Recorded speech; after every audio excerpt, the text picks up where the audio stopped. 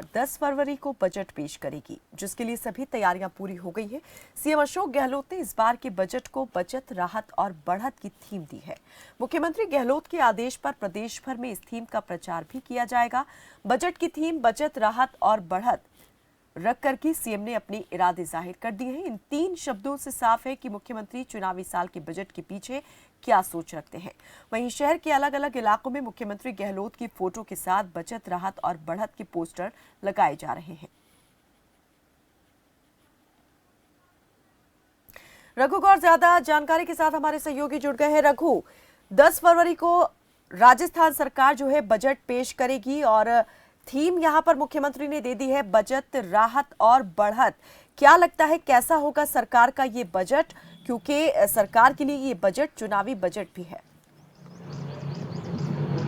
बिल्कुल कायनात, मैं बता दूं कि केंद्र सरकार ने जो बजट पेश किया था वो पूरे देश ने देखा। तो इस समय गहलोत का जो बजट है वो राजस्थान के तमाम नागरिक देखेंगे तो निगाह सभी की है कि इस बजट में जब 10 फरवरी को जब पेश करेंगे तो इस बजट में क्या सौगात होगी, क्या पिटारा होगा। इसको लेकर के सीएम गहलोत के चुनाव प्रचार के लिए लगातार होर्डिंग लगा दिए गए हैं।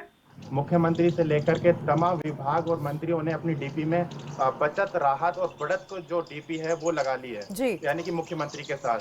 यानी कि इस समय जो गहलोत सरकार है कुछ बड़ा करने वाली है। इतिहास के अंदर ऐसा पहली बार हुआ है कि राजस्थान के अंदर 2 दिन बचा है बजट से पहले ही चुनाव प्रचार के लिए होर्डिंग्स लगा दिए गए हैं सभी जिलों के अंदर। यानी कि जयपुर के हर गली से लेकर चौराहे तक होर्डिंग्स नजर आ रहे हैं। यानी कि सरकार बड़ा एक कदम उठाने जा रही है, क्योंकि इस समय वंचित शोषित वर्ग के जो तमाम जो आर्थिक रूप से जो अभी पिछड़े हुए लोग हैं, हर वर्ग के सभी लोगों को साधने का प्रयास करेगी।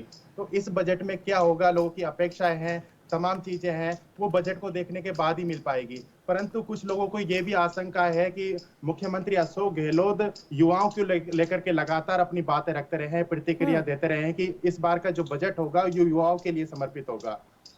तो युवाओं से लेकर के तमाम जो चाहे वो बिजली उपभोक्ता की बात की जाए, हमने देखा था कि हिमाचल के अंदर और गुजरात के अंदर 300 यूनिट बिजली की जो फ्री वादे किए थे कांग्रेस ने। तो ऐसे में हिमाचल में तो तैयारियां चल रही है।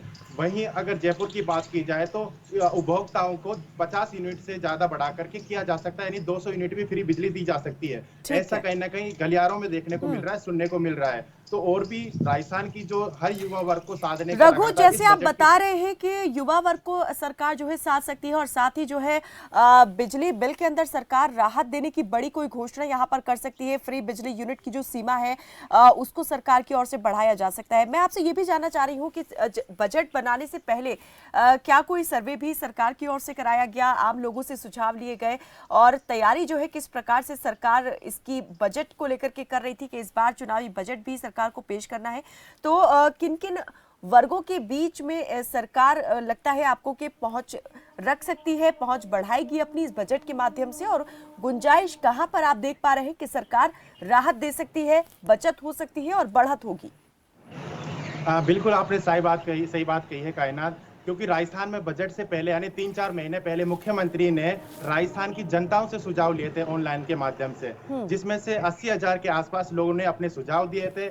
उस सुझाव को लेकर के सभी विभाग के डिपार्टमेंट के अधिकारियों से और मंत्रियों से भी इससे बातचीत की गई थी। अभी 1 महीने पहले एक शिविर रखा गया था, उस शिविर के अंदर मंत्रियों से सभी जानकारी ली गई, फ्लैगशिप योजनाओं की जानकारी ली थी। यानी राजस्थान के अंदर ऐसा पहली बार हुआ था कि अधिकारियों से ना लेकर के मुख्यमंत्री अशोक गहलोत ने फ्लैगशिप योजनाओं की जो जानकारी है मंत्रियों से ली थी। तो मंत्रियों ने पूरा ब्यौरा दिया और इसकी पूरी जानकारी एक खाका तैयार किया गया। और तमाम जो राजस्थान के अंदर जो बेरोजगारों से लेकर के तमाम जो बिजली की अभी आपने बात कही, जो मैंने कभी बात कही, और इसके अलावा जो चिरंजीवी योजना स्वास्थ्य को लेकर के जिस तरीके से उपयोगी योजना है, और सबसे बड़ी चीज है कि सोशल सिक्योरिटी की, क्योंकि मुख्यमंत्री खुद कह चुके हैं कि जो सोशल सिक्योरिटी, जो राइट टू सोशल सिक्योरिटी है, इसको लेकर केंद्र सरकार को इस पर कानून बनाना चाहिए। हो सकता है कि राज्य सरकार बुजुर्गों को लेकर के भत्ता देने की प्रयास करेगी। यानी कि इस समय चुनाव का पूरा तरह से शोर इस समय गर्म है और हर वर्ग को साधने के लिए मुख्यमंत्री पूरी कोशिश कर रहे हैं। अब इस बजट में जब घोषणाएं होगी, इसमें क्या सर्विस सेक्टर को मिलेगी और सौगात मिलेगी, चाहे वो सर्विस सेक्टर की बात की जाए, एग्रीकल्चर की बात की जाए, किसानों के लेकर के मुख्यमंत्री अशोक गहलोत ने जब 2022 के अंदर बजट पेश किया था तो उसमें 2,000 करोड़ से 5,000 करोड़ का बजट पेश किया। यानी कि ये तमाम चीजों को साधने का प्रयास किया जा रहा है। हर वर्ग के हर सेक्टर को शामिल किया गया है, ताकि किसी में भी बजट को लेकर के नाराजगी व्यक्त ना हो। बिल्कुल हर रघु, एक जब जब सरकार इस प्रकार से कुछ भी यहाँ पर कोई बड़ा ऐलान करती है तो ये भी जरूर देखती है कि उसका जो रिटर्न है वो किस रूप में सरकार को मिलेगा, और रिटर्न एक ही रूप में सरकारें अपने लिए देखती है, वोट के रूप में। तो वोट बैंक जो है किस वर्ग में आप देख रहे हैं कि सबसे बड़ा वर्ग वो है, युवाओं का है, महिलाओं का है, पुरुष वर्ग है। तो इन अलग अलग वर्गों को सरकार किस तरीके से साध सकती है? क्या कुछ सौगातें जो है सरकार इस बजट के माध्यम से दे सकती है इन वर्गों को, ताकि जो वोट बैंक है वो सरकार के पक्ष में जा सके? देखिए, बात बिल की अगर की जाए तो इस समय चुनाव का शोर गर्म है, हर राजनीति सियासत में हर चरम पर है। तो ऐसे में विधानसभा चुनाव का बहुत कम समय बचा है। मुख्यमंत्री भी चाहते हैं कि जल्द से जल्द बजट घोषणाएं जो की जाएगी उसको धरातल पर उतारने की कोशिश की जाएगी, यानी कि हर वर्ग को साधने की कोशिश की जाएगी।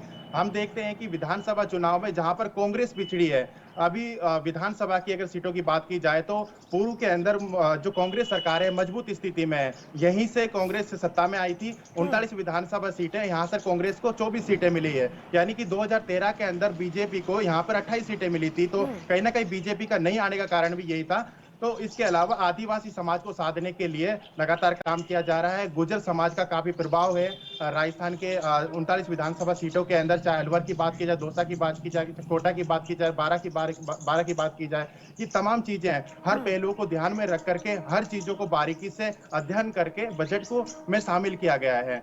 और बात की जाए तो शेखावटी इलाकों की या मेवाड़ के इलाकों की, हर मेवाड़ के हर वर्ग को साधने का प्रयास किया गया है। सौगात भी दे रहे हैं, फ्लैगशिप योजनाओं की जानकारी भी पहुंचाने की कोशिश कर रहे हैं। बात की जाए तो इस समय विधानसभा चुनाव को लेकर के जिस तरीके से अभी कांग्रेस की हाथ से हाथ जोड़ो यात्रा है वो निकाली जा रही है, वो अभियान निकाला जा रहा है। ये कहीं ना कहीं बड़ा कदम है। कांग्रेस का भारत जोड़ो यात्रा तो खत्म हो चुकी है, समापन हो चुका है। अब इस समय जो कांग्रेस का है बड़ा एक सियासी खींचतान देखा जाए तो राजनीति के अंदर बीजेपी कांग्रेस के बीच में जहां बीजेपी इस समय पद यात्रा निकालने के लिए जा रही है, किसानों को केंद्र की योजनाओं पहुंचाने के लिए, तो वहीं कांग्रेस की बात की जाए तो हाथ से हाथ जोड़ो का एक अभियान चलाया जा रहा है। लगातार हर जिलों के अंदर कांग्रेस की पद यात्रा की जा रही है। हर मंत्री 15 किलोमीटर चलेंगे।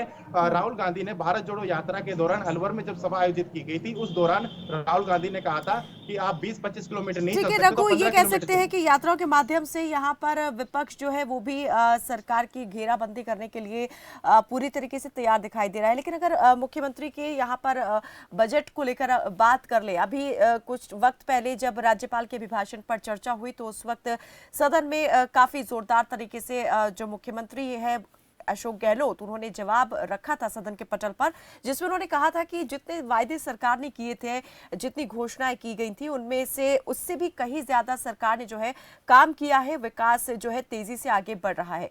लेकिन आपसे ये जानना चाहेंगे, आप किस प्रकार से देख रहे हैं जो घोषणाएं सरकार की ओर से की गई थी, कितनी वो पूरी हो गई है, धरातल पर कितना काम दिखाई दे रहा है, जो प्रदेश की जनता है वो कितनी संतुष्ट दिखाई दे रही है, और अब जो बजट सरकार पेश करेगी उसमें और क्या कुछ जो है सरकार जनता के लिए सौगात देने वाली है या दे सकती है? देखिए, बिल्कुल सही बात कही है आपने। राज्य सरकार की अगर बजट घोषणाओं की जिस तरीके से 80% काम धरातल पर देखने को मिल चुका है, यानी कि 20% योजना है वो जल्दी पूरी कर ली जाएगी। मुख्यमंत्री अशोक गहलोत ने सभी विभागों को निर्देश दिए गए हैं। अगर बात की जाए तो विधानसभा का जो आपने अभी जिक्र किया अभिभाषण का, तो राज्यपाल के अभिभाषण पर जवाब देते हुए विपक्ष को एक बात कही थी। तो उन्होंने एक बात कही थी कि गहलोत सरकार की जो योजनाओं को जिक्र किया था उन्होंने, मुख्यमंत्री खुद ने, तो उन्होंने कहा कि जो कोरोना मैनेजमेंट गेम चेंजर साबित होगा। यानी कोरोना के अंदर 2020 के 21 के अंदर जो राज्य सरकार, गहलोत सरकार ने बहुत बड़ा एक कदम उठाए थे। एक भीलवाड़ा को एक कोरोना से उबारने के लिए लगातार एक बड़ा मॉडल उभारने के लिए लगातार काम किए थे, और भीलवाड़ा एक मॉडल के रूप में उभरा है देश के अंदर। राजस्थान के अंदर हर तरीके को चीजों को साधने का प्रयास किया गया था। तो इसके अलावा गेम चेंजर साबित हो सकता है। तो अब बात की जाए तो इस समय फ्लैगशिप योजनाओं की, फ्लैगशिप योजना हर ग्रामीण क्षेत्रों से लेकर शहरी क्षेत्रों के अंदर हर चीजों की जानकारी वहां पर प्रस्तुत कराई जा रही है, यानी कि ताकि उनका चुनाव प्रचार है और भी ज्यादा जो योजना है देखने को मिल सके। क्योंकि मुख्यमंत्री खुद कह चुके हैं कि हमारी जो मार्केटिंग है वो कमजोर है। तो जहां बीजेपी की जो मार्केटिंग है अच्छी है, बीजेपी असत्य बोलती है और हम सत्य बोलते हैं। तो इसको योजना है। अभी मुख्यमंत्री अशोक गहलोत लगातार कार्यकर्ताओं को लेकर के अभी ठीक है, मंडल की बिल्कुल नियुक्ति ये भी की जरूर गई है। एक बड़ी चुनौती सरकार के सामने रह सकती है कि जो कुछ सरकार ने काम किया है, उपलब्धियां रही हैं सरकार की, वो जनता तक कैसे ज्यादा से ज्यादा और बेहतर तरीके से पहुंचाई जाए। और हालांकि जरूर इस बात का इंतजार प्रदेश की जनता को भी रहेगा कि 10 तारीख को जो बजट मुख्यमंत्री पेश करेंगे उसमें राहत जो है, बचत जो है और बढ़त जो है वो किस प्रकार से सरकार देने वाली है। चलिए, बहुत शुक्रिया रघु इस तमाम जानकारी के लिए। तो 10 फरवरी को बजट पेश करने वाले हैं। एक टैगलाइन भी मुख्यमंत्री ने दे दी है, राज्य सरकार की ओर से दे दी गई है, बचत राहत बढ़त। और देखने वाली बात यही रहेगी कि बजट में इन 3 शब्दों का जो सार है वो किस प्रकार से सामने आता है।